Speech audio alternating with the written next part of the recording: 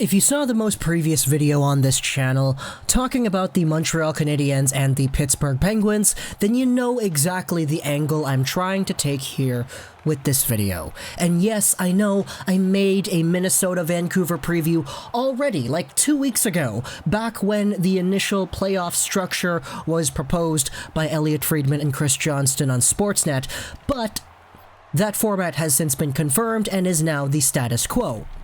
It's just that things are kind of weird, because earlier in the week, MoneyPuck.com released their NHL Play-In Series odds. And in these odds, they go over all of the teams that are eligible to win the Stanley Cup this year, all 24 of them. The 8 NHL teams that are already confirmed for the 16-team playoffs, those teams have a 100% odds of getting past the first round and making the playoffs, and the 16 teams that are playing in Play-In Series. However, if you take a look at this graph over here, you can see that among all the teams who are eligible to win or eligible to lose their play-in series, which by definition is all of them, the Vancouver Canucks have the lowest chance, according to MoneyPuck.com, at making the playoffs. A 39.2% chance for the Vancouver Canucks against the Minnesota Wild, who have a 60.8% chance. Out of all the matchups here, we have 8 matchups. Edmonton, Chicago, we have Arizona, Nashville, Calgary, Winnipeg. You get it. There are all these matchups, 8 of them. The Canucks have the most lopsided matchup, and they're scheduled to lose. So the video I made earlier today with the Montreal Canadiens and the Penguins, which it does say, if you're looking at the graph, 59.6% for the Habs. Okay, what? They had 71 points this past season. The Penguins are the Penguins. The Habs didn't deserve to make the playoffs under this circumstance. The Canadiens on this graph are the third most likely team to advance into the playoffs among play-in round players. And the video we made earlier today goes over what exactly the MoneyPuck winning formula is and why it influences some teams to do well over other teams, and in what context that plays towards the perception of how they are in reality. Because if you ask the majority of NHL fans who pay attention to the league and know their stuff, most of them would probably say that Montreal loses. And at the same time, if you ask the majority of NHL fans who's going to win between Vancouver and Minnesota, I doubt 60% of those people say Minnesota.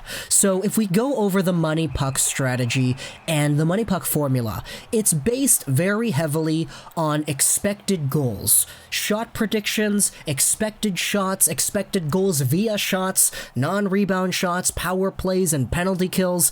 All this stuff is taken into effect. And what isn't taken into effect at a much greater value is goaltending. If you take a look at their About section, you can see the vast majority of this page is written about shots, shot predictions, and variables in shot prediction, including things like the distance from the net, the type, the speed, the angle, all this stuff. Pretty much, possession teams do well under this model because possession teams are frequently the ones who shoot the puck more. So, take a look at the NHL stats from this past season. The NHL stats go over everything on NHL.com. Just taking a look at the shots against category, the Vancouver Canucks this past season were the 4th worst team when it comes to shots against per game. And that's something that doesn't really surprise me. This team would give up a boatload of shots every single night, but would still find ways to win games because Jacob Markstrom is just that good. But when you pair this Vancouver Canucks team against a Minnesota Wild team that is so good at possession, that's so good at controlling the play to their own pace, and is frankly noted as one of the most boring teams in the NHL to watch because of how defensively oriented their game plan is, it's very easy to see why the MoneyPuck.com formula favors Minnesota to this extent. It's just, taking a look at it, it doesn't really look like that's right, doesn't it? These MoneyPuck odds are developed for people who want to go over there and gamble, people who want to cheer for a team, and people who want to bet their money.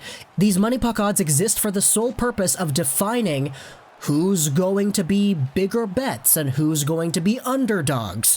Under this model, The common belief is that MoneyPuck is going to set many people up who don't know their hockey to vote for the Habs against the Penguins, and as a result, they're most likely going to lose their money because the Pittsburgh Penguins were just so much better than the Habs this past season. Now, that's not to discredit the Habs, they could definitely win, it's just anybody who's paid attention to the league thus far, and I mean the league standings and the league quality of gameplay rather than just the shot progressions and all that, would probably say that Pittsburgh is going to beat Montreal. And when it comes to Minnesota and Vancouver, I said it in the video a few weeks ago, Vancouver needs to play at the Minnesota Wild's pace. They can't try to force things, because every time they've done that this season, they've come away with some bad results. They've lost more games than they've won against the Wild this past season, and there's definitely a way to beat Minnesota that the Vancouver Canucks have not mastered yet. So obviously I don't want to say that the Canucks are guaranteed to win, but at the same time I don't think their odds of losing are that high. 60%? I wouldn't say that. I'd say it's much closer to 50 in my opinion, because these two teams are definitely very skilled in their own right. Vancouver increased that firepower. Vancouver's got goaltending that isn't accounted for in these MoneyPuck calculations. As a Vancouver Canucks team that gives up a lot of shots, playing against a Minnesota Wild team whose shot expectation rates are just so high because they hold on to the puck so much, I wouldn't be surprised if Jacob Markstrom stole a game or two, because that's what he's been doing all year, even ever since 2018. Jacob Markstrom is a very, very important part to this series, but MoneyPuck does not calculate for goaltending as much as it should. People also talk about the Minnesota Wild's goaltending tandem as well.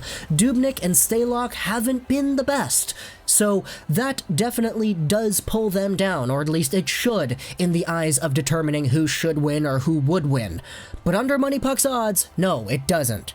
But the things that do fit under the MoneyPuck odds, well, they help the Minnesota Wild's odds look even better. The Wild were one of the best teams in the NHL when it came to shot suppression, finishing 11th in shots against per game, meaning that even though their goaltending has been weak, the goaltending hasn't had to work as hard as a Jacob Markstrom has to because they're not facing as many shots against per game.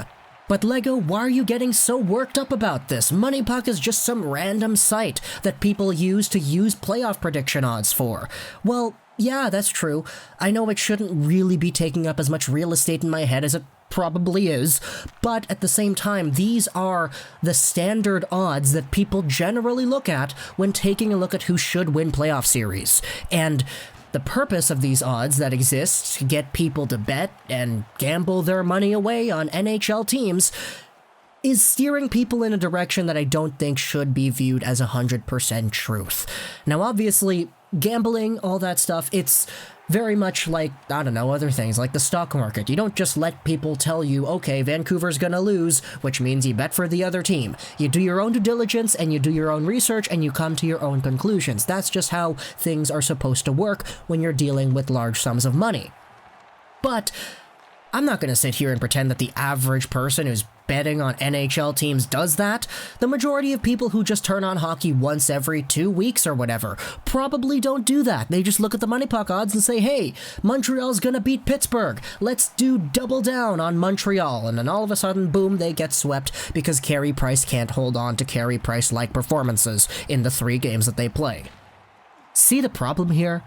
This model that's seen as one of the gold standards of NHL betting and gambling odds is using certain factors that push the narrative into one, honestly kind of biased position. I'm not going to sit here and say that the Habs, even though they are one of my favorite teams, deserve to have one of the highest play-in winning odds, nor do I think that the Vancouver Canucks should have the worst winning odds, period, among all the NHL teams. As a result, the Canucks give up shots, and the Canucks don't play possession very well. They are the worst team on this chart. But among all these teams, they still finished ahead of some of them in terms of the point percentage. So I think it's easy to see why I may have a little bit of a problem with that, especially when people are generally using these odds as the #1 determining factor as to where they're going to put their money once the play-in series actually starts. Please don't blame me if you're the guy who bets a whole bunch of money on Minnesota and eventually loses it because the Canucks are able to squeak out a victory. Or vice versa. Obviously, I'm not liable for anything here. Do your own due diligence, make your own research before buying into gambling. Know your limit, play within it is one of life's greatest virtues, but I want to hear what you think in the comment section below. The Vancouver Canucks are listed as one of the worst teams on this play-in series, but I don't think that's right. Do you agree or disagree? Comment down below and tell me why. I hope you enjoyed this video. Social Troll 99, and bye.